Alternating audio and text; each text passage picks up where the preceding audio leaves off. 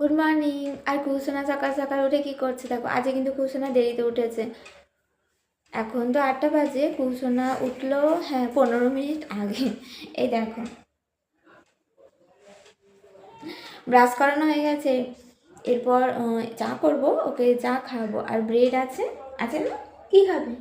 দিদা দিয়ে দিদা দিয়ে গেছে, মানে কালকে দিদা এসেছিল তো, দিদা রুটি দিয়েছে না, রুটি দিয়ে চা খাবে আমার কুসুনা, তাই তো? হ্যাঁ বাবা, হ্যাঁ। তো চলে এসেছি রান্নাঘরে, ওকে তো খাওয়াতে হবে। তো এই রুটিটা সেঁকে নিয়ে একটু তারপরে চা বানাবো। আর কৌশলার হাসি দেখে কিংবা ওর ওর মুখটা দেখে বুঝতে পারছো যে রাতে কি হয়েছে। তো রাতে কি হয়েছে সেটা তোমাদের সাথে একটু আজকে শেয়ার করব। তো ভোরের দিকে ওর খুব তো শ্বাসকষ্ট হচ্ছিল, একদম মানে আটকে গিয়েছিল, অনেকটা টাইম একদম চুপ করেছিল। মানে একদম কি বলবো, স্টপ হয়ে গেছিল। যেভাবে একটা মানে মানুষের যে শ্বাস বন্ধ হয়ে গেলে কিরকম একটা কষ্ট হয়, সেরকম হচ্ছিল। তো আমি আর কি করব, এই রাতে বুঝতেই পারছো কোথাও তো যাওয়ারও নেই, আর কাউকেই বা কি বলবো। প্রভু আছেন, তো প্রভুর কাছে প্রার্থনা করলাম। তো তারপর কিছুক্ষণ পর ঠিক হয়ে গেল, কোনো কান্নাকাটিও নেই, কোনো কিচ্ছু নেই। তারপরও ঘুমিয়ে পড়েছিল, আমিও ঘুমিয়ে পড়েছিলাম। কারণ আমি তো আর ভয় করি না, কারণ ওই প্রভু আমার সঙ্গে সঙ্গে আছে, আমার আর ভয় করার কি দরকার। তো মেয়েও দেখো শুনছে। আর কেউ জানতেও কিন্তু পারলো না যে কুসুমের কি হলো না হলো। এটা আমাকে খুব ভালো লাগে, কারণ আগে একটা পরিস্থিতি ছিল যখন এরকম কষ্ট হতো, সবাই মানে উঠে পড়তো ঘুম থেকে, একদম পাশের বাড়ি জেঠিমা জেঠুরা সবাই উঠে পড়তো, এতটাই ওর কষ্ট হতো, কান্না করতো।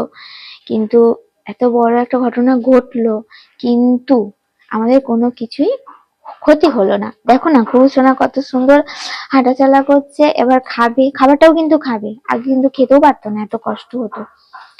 তো যাই হোক, আজকে তো তোমাদের সাথে এটাই শেয়ার করলাম যে এত কঠিন পরিস্থিতির মধ্যে থেকেও আমরা কিন্তু ভালো আছি, কৌশনাও কিন্তু ভালো আছে।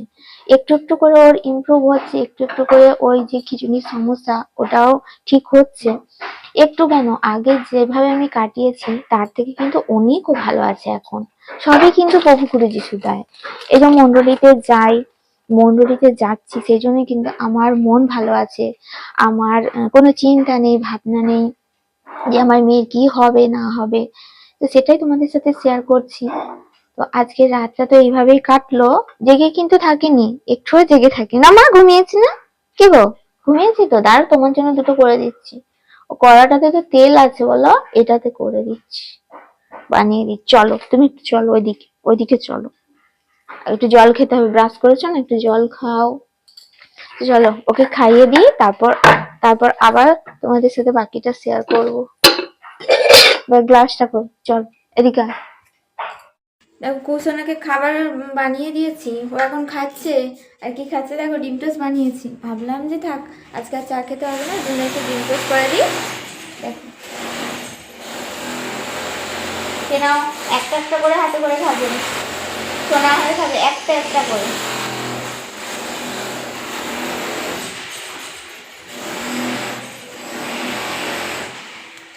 খুব সোনায় কিন্তু খাচ্ছে, বাঁ হাতটা লাগাচ্ছে না, ডান হাত দিয়েই খাচ্ছে। তো আমি আমার কাজগুলো করে নিই, ও খেয়ে নেবে সবটা। তো চলো। ও সোনা মেয়ে আমার সব ফিনিশ করে ফেলেছে। আমার কত আনন্দ হচ্ছে, আমার মেয়ে আমার হাতে করেই খাচ্ছে। ডিম টোস্ট বানিয়ে দিয়েছি না, খুব খুশি হয়েছে। সব খেয়ে নেবে নিশ্চয়ই, দেখো কতগুলো আছে। আর এই আনন্দ সত্যি আমি আর ধরে রাখতে পারি না, মনে হয় যেন একটু কিছু ভালো হলেই তোমাদের সাথে শেয়ার করি, আর সবাইকে চিৎকার করে বলি যে কুসুনা এত কিছু পেরেছে, এত কিছু করতে পারছে, এখন নিজে হাতে অন্তত খাবারটা খেতে পারছে, দু হাত দিয়ে নষ্ট না করে। দেখো বাঁ হাতটা কিন্তু ওই দিকেই আছে, একটুও বাঁ হাতটা মানে দিচ্ছে না খাবারের মধ্যে, খাবারটা নষ্টও করছে না। তো চলো, আজকে সকালটাতেও একদম আনন্দ খুশি, মন প্রাণ ভরে গেল। পুরো দিনটাও কিভাবে কাটবে, প্রভুর ইচ্ছাতেই কাটবে, কিন্তু যা হবে তাই নিয়েই খুশি থাকবো, ভালো থাকবো, আনন্দে থাকবো। চলো দেখো কুসুনা কত মুখে কাজে সাহায্য করছে। দেখো পেঁয়াজ ছাড়াচ্ছ তুমি, মন দিয়ে পেঁয়াজ ছাড়াচ্ছে আমাকে, ভালো করে ছাড়াবে, হ্যাঁ, পরিষ্কার করে দেবে একদম আমাকে।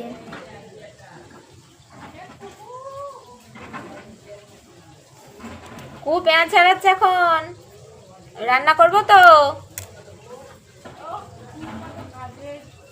শোনো কাকিমা কি বলছে, কি বলছে কাকিমা তোমাকে, ডাকছো তো? এখন মন দিয়ে কাজ করছে জানো তো, সাড়া দেবে না এখন।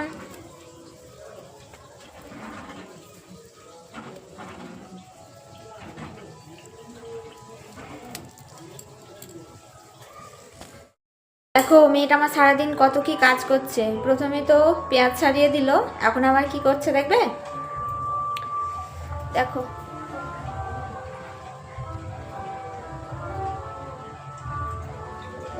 এই দেখো, এই দেখো, মশলা বাটবে, মশলা বাটবে। দাও বেটে দাও, বেটে দাও। তো কেমন করে বসেছে দেখছো তো, ভালো করে বেটে দাও। হ্যাঁ তাড়াতাড়ি করে, তাড়াতাড়ি নাও, অনেক কাজের হয়েছে মেয়ে আমার। দেখো ছাদে আছি এখন, আর কুসুনা কিন্তু এখন আমার কাছে নেই, এতক্ষণ ছিল ছাদে বসে খাওয়া দাওয়া হয়েছে। প্রত্যেকদিন তো মন্ডলী থেকে আসি, তারপর তো ছাদে খাওয়া দাওয়া করি, আর কিছুটা সময় কাটিয়ে তারপর নিচে যাই। তো আজকে তো মন্ডলী যাওয়া হয়নি, তো বাড়িতেই ছিলাম। আর কুসুনা বাড়িতে ছিল মানে বুঝতেই পারছো ওর খুব কষ্ট হচ্ছিল। তো সারাদিন তো মানে বায়না তো করছিল যে জেঠিমাদের বাড়িতে যাবে, পাশের বাড়িতে যাবে, কখনো বা বাইরে যাবে, কিন্তু কখন নিয়ে যাব, আমি রান্না বান্না তো করতেই হবে, তারপরেও তো অন্য কাজও আছে। তো যাই হোক এখন কিন্তু আর ধরে রাখতে পারিনি, এখন ওই জেঠিমাদের বাড়িতে বসে আছে ও, জেঠিমা কাজ করছে, ও বসে বসে দেখছে। আর হ্যাঁ, সারাদিনটা কুসুনার কেমন কাটলো, কত ব্যস্ত ছিল কুসুনা, তোমাদের সাথে শেয়ার করলাম। দেখলে আর ভালো লাগলে অবশ্যই একটা লাইক করো, জানি না কমেন্ট করতে পারবে কিনা।